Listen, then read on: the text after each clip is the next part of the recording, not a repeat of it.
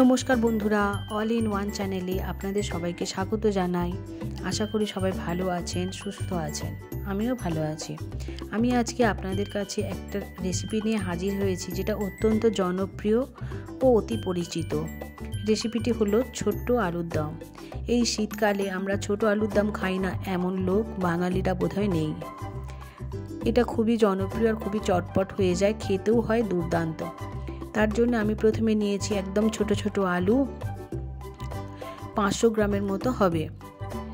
এটা নিয়ে আমি ভালো করে ধুয়ে প্রথমে প্রেসার কুকারের মধ্যে দিয়ে কিছুটা পরিমাণ জল দিয়ে ও নুন ও হলুদ দিয়ে গ্যাসের ফ্লেম একেবারে জোরে দিয়ে 4 থেকে 5টা সিটি দিয়ে দেব। 4 থেকে 5টা সিটি যখন দিয়ে দেওয়ার পর প্রেসার কুকারটাকে ওইভাবেই রেখে দেব। প্রেসার কুকারের পুরো স্টিম যখন বেরিয়ে যাবে তখন এটাকে আমি আলুগুলোকে বের করে নেব।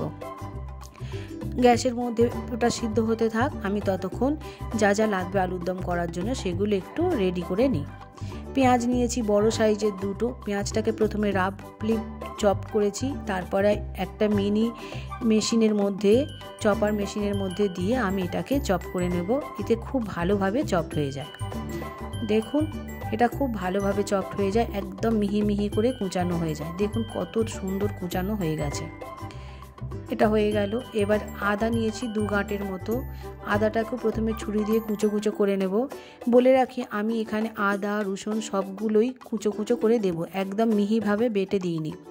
কুচো করে দিলে এটা খেতে খুব ভালো লাগে। এবার রসুনগুলোকেও প্রথমে চেপে নেব, একটু থেতো করে নিয়ে তারপরে ওই চপার মেশিনের মধ্যে দিয়ে চপ করে নেব। দেখুন, আদা রসুন সবগুলো আমি দিয়ে দিচ্ছি। আর তরকারিটা যখন করব তখন গোটা রসুনও কয়েক কোয়া আমি দিয়ে দেব। গোটা রসুনটা দিলেও খুব ভালো টেস্ট হয়। আদা রসুনটাকে খুব ভালো করে আমি চপ করে নিয়েছি। সবগুলো আমি চপ করে নেব। চপ করে নিয়েই আমি রান্না করব। আদা রসুনও খুব ভালোভাবে কুচানো হয়ে গেছে, একেবারে মিহি হয়ে গেছে। টমেটো নিয়েছি আমি একটা। টমেটোটাকেও প্রথমে রাফভাবে কেটে নেব, নিয়ে ওই চপার মেশিনের সাহায্যে আমি চপ করে নেব। খুব সুন্দরভাবে মিহিভাবে যখন চপড হয়ে যাবে তখন আমি এটাকে রান্না করব। দেখুন, এটাও চপ করে নিয়েছি। সবগুলোই প্রায় খুব ভালোভাবে চপড হয়ে গেছে। এবার বললাম আলুটা সিদ্ধ করতে দিয়েছিলাম। দেখুন, আলুগুলো খুব ভালোভাবে সিদ্ধ হয়ে গেছে। সিদ্ধ হয়ে যাওয়ার পর আমি একটু ঠান্ডা করে নিয়ে দেখুন এইগুলোকে আমি ছাড়িয়ে নেব। দেখুন, খোলা ধরে টানলেই সমস্ত উঠে আসছে। এইভাবে এক এক করে সমস্ত আলু আমি ছাড়িয়ে নেব। খোলা শুদ্ধ সিদ্ধ করলে আলুটা যখন আলুর দম করবেন টেস্টটা খুব ভালো হয়। আপনি চাইলে খোলা কেটে নিয়েও দিতে পারেন, তবে এইভাবে করলে বেশি টেস্ট হয়। সব খোলাগুলো আমি এইভাবে ছাড়িয়ে নিচ্ছি। আর এটা বেশি সময় লাগে না। সিদ্ধ করে নেওয়ার পর হাত দিয়ে আস্তে আস্তে টানলেই এটা খোলাটা উঠে চলে আসে। সব আলুর খোলাগুলো আমি ছাড়িয়ে নেব। দেখুন, সমস্ত আলু আমার ছাড়ানো হয়ে গেছে। একদম ছোট্ট ছোট্ট আলু, দেখতেও কি সুন্দর লাগে। এবারে আলুগুলোর ভিতরে যাতে মশলাগুলো নুন ভালো করে ঢোকে, খেতে আরও বেশি ভালো হওয়ার জন্য আমি একটা কাঁটা চামচের সাহায্যে সব আলুগুলো একটু ফুটো ফুটো করে দিচ্ছি। আলুর চারপাশ গেঁথে গেঁথে দিচ্ছি যাতে মশলাটা খুব ভালোভাবে ভেতরে ঢুকে যায়। এবার একটা ফ্রাই প্যান বসিয়েছি, ওর মধ্যে 3 টেবিল চামচের মতো তেল আমি দিয়ে দিয়েছি। আলুটা যাতে খুব ভালোভাবে ভাজা হয়, কড়াই যাতে লেগে না যায় তার কারণে তেলের ওপরে কিছুটা পরিমাণ নুন আমি ছড়িয়ে দিয়েছি।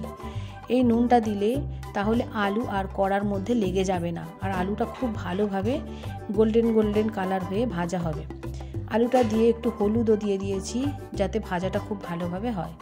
দেখুন, আলুগুলো প্রায় ভাজা হয়ে গেছে, গোল্ডেন কালার এসে গেছে। আমি এবার আলুগুলো তুলে নিচ্ছি।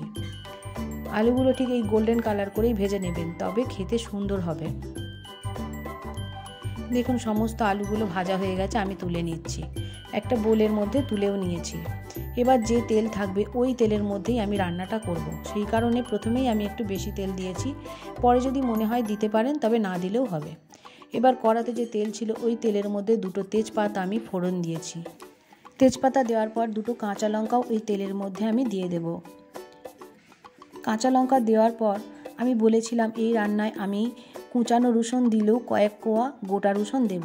দেখুন, আমি 7 থেকে 8 কোয়া গোটা রসুন দিয়েছি। এই রসুনটা দিলে খুব সুন্দর টেস্ট হয় আলুর দমটা। এরপর কুচিয়ে রাখা পেঁয়াজের কুচি আমি দিয়ে দিলাম। পেঁয়াজ এটা খুব ভালোভাবে ভাজা হওয়ার জন্য নুন দিয়ে দিচ্ছি। স্বাদ অনুযায়ী নুন দিয়ে দেবেন। আমি ছোটো চামচের 2 চামচের মতো দিয়েছি নুন দিলাম। এবার পেঁয়াজটা খুব ভালোভাবে যখন লাল লাল করে ভাজা হয়ে যাবে, ঠিক সেই সময় কুচিয়ে রাখা আদা ও রসুনটা আমি এর মধ্যে দিয়ে দেবো।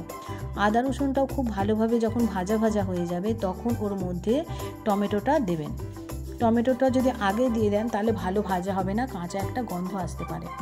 এবার এর মধ্যে হলুদের গুঁড়ো, লঙ্কার গুঁড়ো দিয়ে ভালো করে নাড়াচাড়া করে নিতে হবে। দেখুন আমি এর মধ্যে আলাদা করে তেল আর দিইনি, যা তেল ছিল ওতেই আমি করছি। এবার টমেটো সস দিয়েছি আমি 1 টেবিল চামচের মতো, দিয়ে খুব ভালোভাবে মশলাটা যখন কষানো হয়ে যাবে, তখন ভেজে রাখা আলুগুলো ওর মধ্যে দিয়ে খুব ভালোভাবে নেড়েচেড়ে নিতে হবে। খুব ভালোভাবে নেড়েচেড়ে নেওয়ার পর ভালোভাবে নেড়েচেড়ে নিতে হবে। এর মধ্যে আমি স্বাদ অনুযায়ী চিনিও মিশিয়েছিলাম।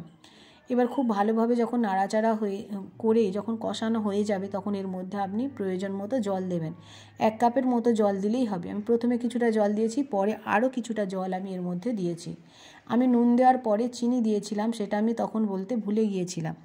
চিনিটাও নুন দেওয়ার পরে দিয়ে দেবেন। এবার দিয়ে কিছুটা ঢাকা চাপা দেওয়ার পর আপনি পরে চেক করে দেখতে পারেন, দেখবেন যে আলুটা কেটে যাচ্ছে কি না।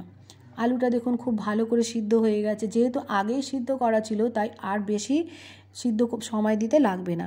খুব ভালোভাবে রান্নাটা হয়ে গেছে। দেখুন আলুর দমটা কি দারুণ দেখতে হয়েছে। আমি এবার এটাকে নামিয়ে নিচ্ছি। ছোট আলুর দম পুরো রেডি হয়ে গেছে। আমরা একটা বোলের মধ্যে নামিয়ে নিচ্ছি। আপনি চাইলে এটা ফ্রাইড রাইস, লুচি, পরোটা, রুটি যা কিছুর সঙ্গেই খেতে পারেন। ভিডিওটা যদি ভালো লেগে থাকে তাহলে অবশ্যই একটা লাইক করে দেবেন। যদি আপনি আমার চ্যানেলের এখনও সদস্য হয়ে না থাকেন, তাহলে সাবস্ক্রাইব করে আমার চ্যানেলের সদস্য হয়ে যেতে পারেন। উপর থেকে কিছুটা পরিমাণ ধনেপাতা ছড়িয়ে দিচ্ছি। ধনেপাতা ছড়িয়ে দিলে দেখতে যেমন সুন্দর হয়, খেতেও তেমন সুন্দর হয়। সাবস্ক্রাইব করে দেওয়ার পর পাশে থাকা বেল আইকনটি অবশ্যই প্রেস করে দেবেন, তাহলে আপনার কাছে সবার আগে নোটিফিকেশানটি চলে যাবে। ভিডিওটা দেখার জন্য অনেক ধন্যবাদ।